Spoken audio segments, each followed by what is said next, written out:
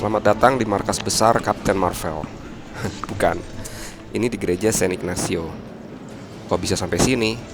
Ya, video ini kelanjutan dari video sebelumnya, perjalanan saya di Roma.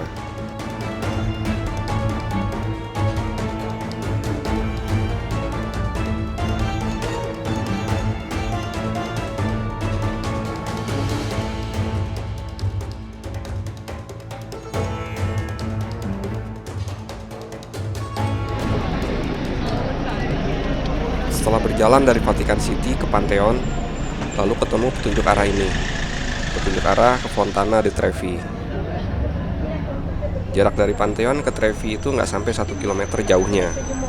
Kalau jalan kaki palingan juga 10 menit udah sampai. Dari sini, nerusin jalan ini, lalu nyebrang jalan besar Via del Corso. Air mancur di Trevi itu cuma 2 blok dari jalan besar Via del Corso. Loh, tapi kok malah masuk gereja? Ya, karena banyak banget orang-orang yang keluar masuk gereja ini. Jadi sekalian aja mampir, penasaran. Baru masuk, langsung tuh coba lihat atap dari gereja ini.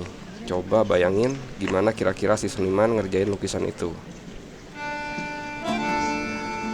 Totalitas.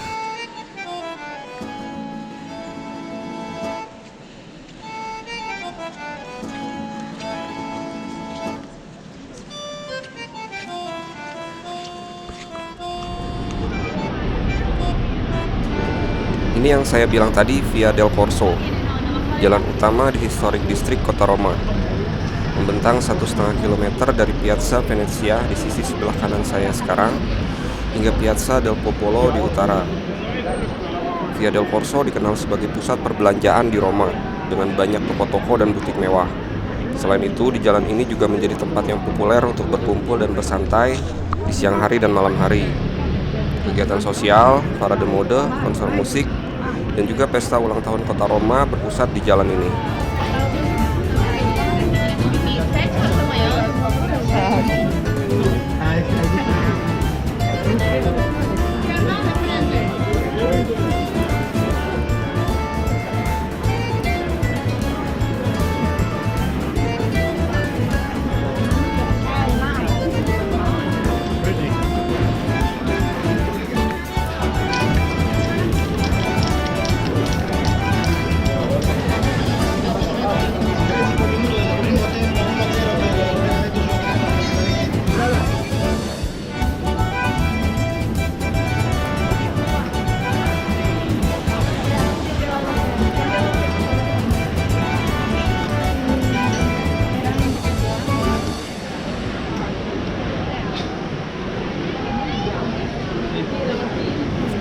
Saya udah duga sebelumnya kalau Fontana di Trevi pastinya bakal rame parah.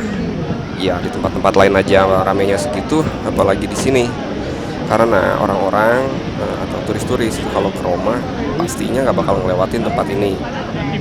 Apalagi ada rombongan geng motor nih hari ini. Kayaknya mereka habisan mori. Kalau Sabtu pagi itu apa? Bukan Sunmori dong, Satmori. Saturday morning ride. Ya itulah. Kenapa turis-turis harus kesini? Ya udah pada tahu dong. Selain foto-foto, ada ritual penting yang harus dikerjain di sini, yaitu lempar koin ke dalam kolam.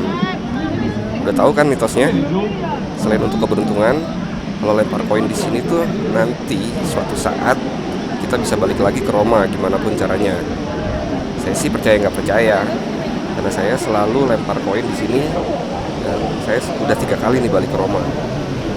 Padahal saya niatinnya cuma amal aja, karena koin-koin ini nantinya dikumpulin untuk kemudian dibagikan lagi ke orang-orang miskin. Jadi lempar koinnya jangan koin yang sen-senan ya, koin yang 2 euro gitu. Apa ada yang penasaran? Kenapa kolam-kolam atau air mancur di Roma kok airnya selalu bening, kristal clear begitu? Ya karena air-air itu memang air bersih yang dialirkan langsung dari sumber mata air pegunungan di timur Roma. Jadi basically air itu ya standar air mineral. Kualitasnya ya sekualitas aqua gitu deh.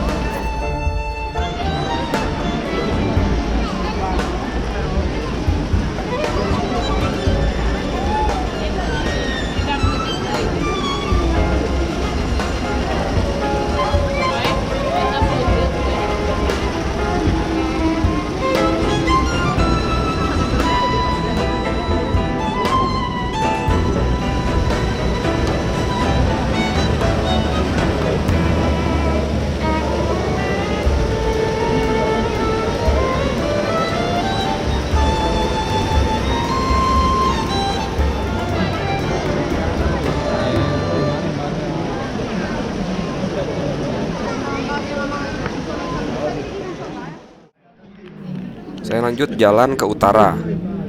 Titik selanjutnya adalah Spanish Step dan terus ke utara ke Villa Borges. Ini sebenarnya terlalu ambisius. Jaraknya cukup jauh dan waktunya juga bakalan mepet. Tapi nanti aja deh kita pikirin setelah sampai di Spanish Step. Kalau ke Spanish Step aja sih nggak terlalu jauh, cuma 8 menitan jalan dari Trevi. Tapi kalau kita lanjut ke Villa Borges, ya tambah sekitar 10 menitan lagi jalan kaki. Kalau semangat sih masih berkobar, masih berapi-api. Tapi stamina nih yang udah lumayan lelah.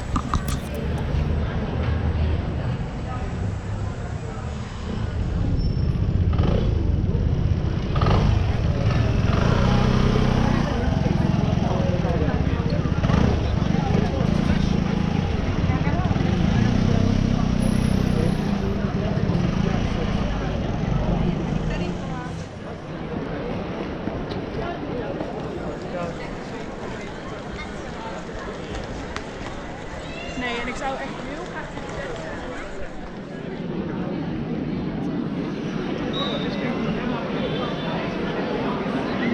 Tangga-tangga ini dinamakan Spanish Step karena merujuk pada lokasinya yang berdekatan dengan kedutaan negara Spanyol. Nah, kantor kedutaan Spanyol sendiri lokasinya itu tadi tuh yang di area yang ada Menara Bunda Maria tanpa noda. Ada folklore di Roma tentang kisah cinta yang lontar lokasinya di Spanish Step ini. Jadi dulu ada diplomat Prancis jatuh cinta dengan seorang putri Italia, tapi nggak disetujui sama keluarga perempuannya karena perbedaan kelas sosial. Akhirnya mereka pacarannya backstreet dan janjiannya kalau ketemu di Spanish Step ini. Namun akhirnya kebongkar dan si diplomat diusir keluar Roma. Sementara si putri kemudian menghabiskan sisa hidupnya sebagai biarawati. The end. Nggak seru ya, nggak ada yang mati.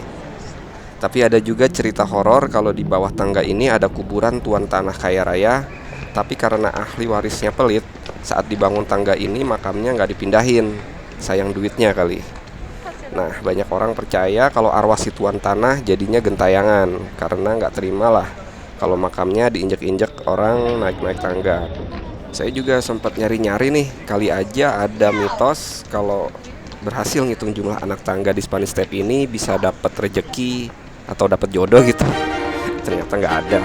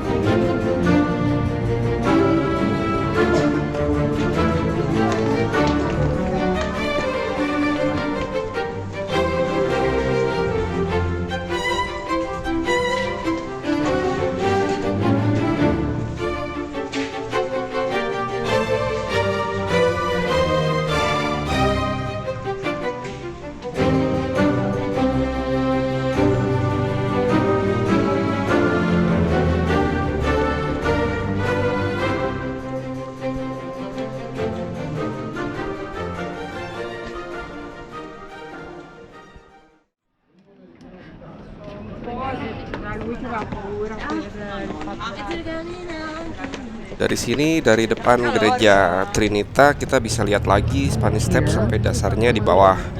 Dan lihat lurus ke depan, kelihatan juga tuh Basilika Saint Peter-nya Vatikan. Wih, jauh juga ya saya jalan. Saat masih nimbang-nimbang apa terus lanjut ke Villa Borges atau enggak, malah lihat huruf M tuh, menggoda, memanggil-manggil. Ya udahlah, lain kali aja. Pasalnya Villa Borges itu luasnya 80 hektaran. Kayaknya percuma kesana kalau cuma sebentar. Lagian malas bolak-baliknya. Kebetulan juga ada stasiun metro nih. Belum tahu juga line metro ini jurusannya kemana.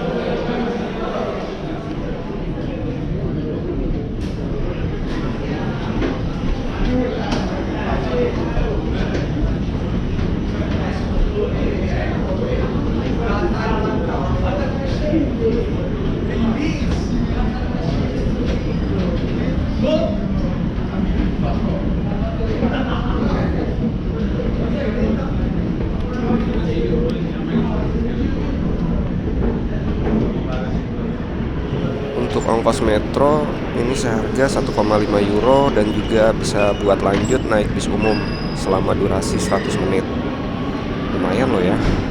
Dan juga di stasiun ini ada loketnya, jadi bisa beli cash. Dan selain itu ada juga mesin tiket. Ini adalah Metro Line A, jurusan Battistini Anak Migna atau sebaliknya, dan melalui stasiun Roma Termini. Itu tujuan kita selanjutnya.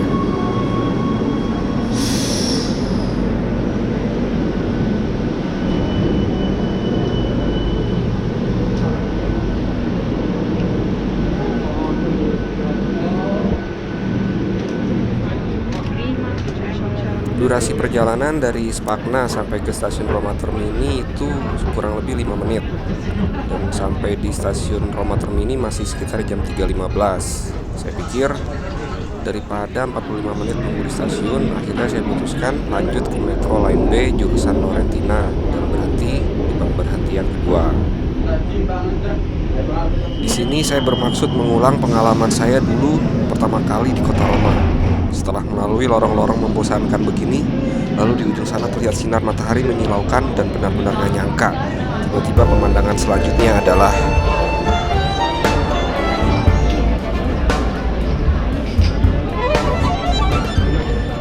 Colosseum, amfiteater terbesar yang pernah dibangun pemerintahan Romawi. Setinggi 48 meter dan panjang 188 meter, Colosseum mampu menampung hingga 80.000 penonton. Kini dinyatakan sebagai situs warisan dunia oleh UNESCO. Kalau misalkan punya banyak waktu, sebenarnya banyak tempat menarik di sekitaran sini.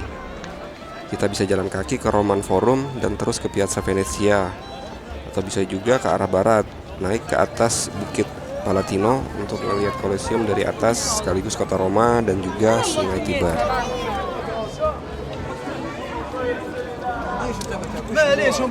Sayangnya kita nggak punya banyak waktu. Tadi juga sempat ada masalah buat dapat tiket metro karena di stasiun ini nggak ada loket tiket, adanya cuma vending mesin dan panjang antriannya. Akibatnya mungkin bakal mepet banget waktunya kalau kita balik ke Roma Termini. Jadi saya putuskan untuk cegat kereta Intercity di stasiun Ostiense.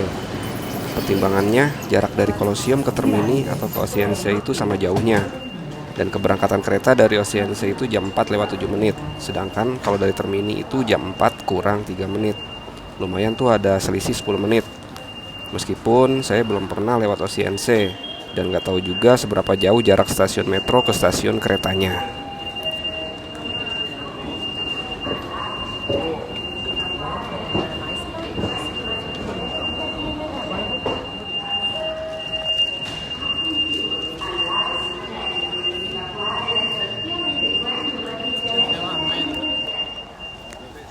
Wih, keluar stasiun langsung digoda thrift market. Pas banget nih pas hari Sabtu.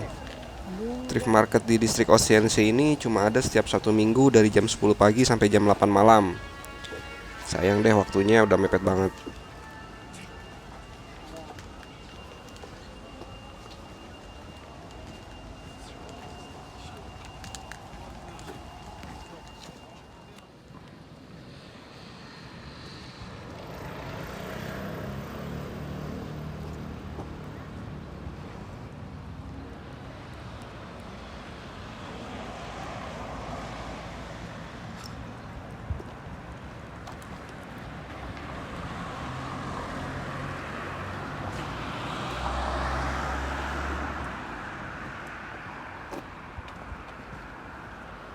Ore 16:07 è in arrivo al binario 4. Attenzione!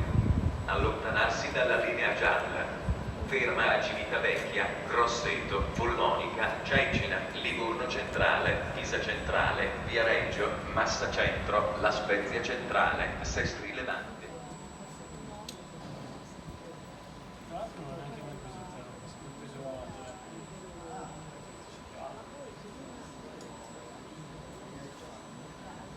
Il treno regionale di Trenitalia, proveniente da Civitavecchia e diretto a Roma Termini, delle ore 16:06, è in arrivo al binario 1. Attenzione!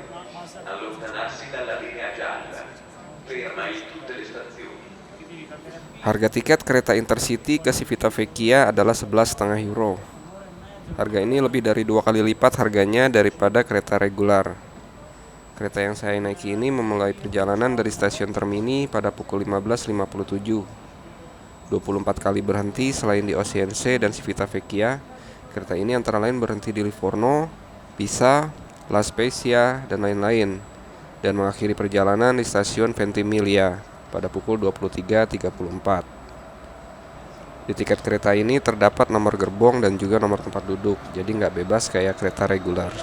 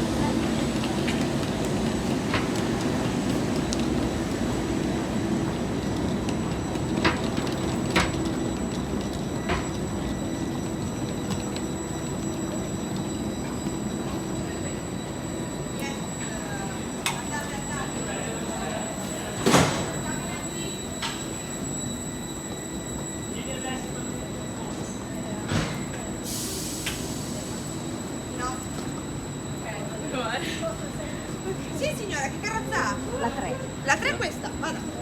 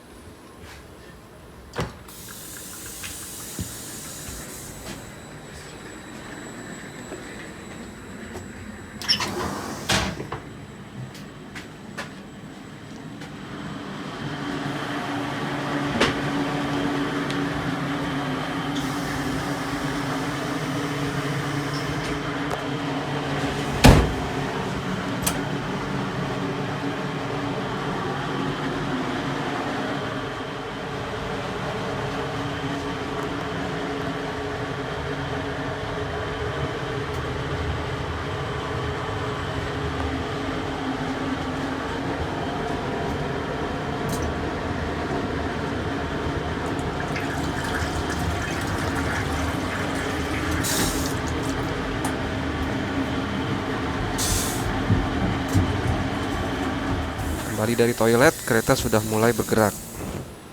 Formasi tempat duduk dan ruang kaki sepertinya sama dengan kereta reguler. Hanya saja kualitas kursi dan temperatur kereta terasa jauh lebih nyaman karena mungkin memang kereta ini didesain untuk perjalanan jarak jauh. Oke deh, setelah ini saya mau istirahat, pasang musik sambil menikmati perjalanan. Sekaligus saya pamit dan mohon maaf jika ada ucapan dan narasi yang tidak sesuai. Silahkan komen dan berargumen dengan cara yang baik. Sampai jumpa.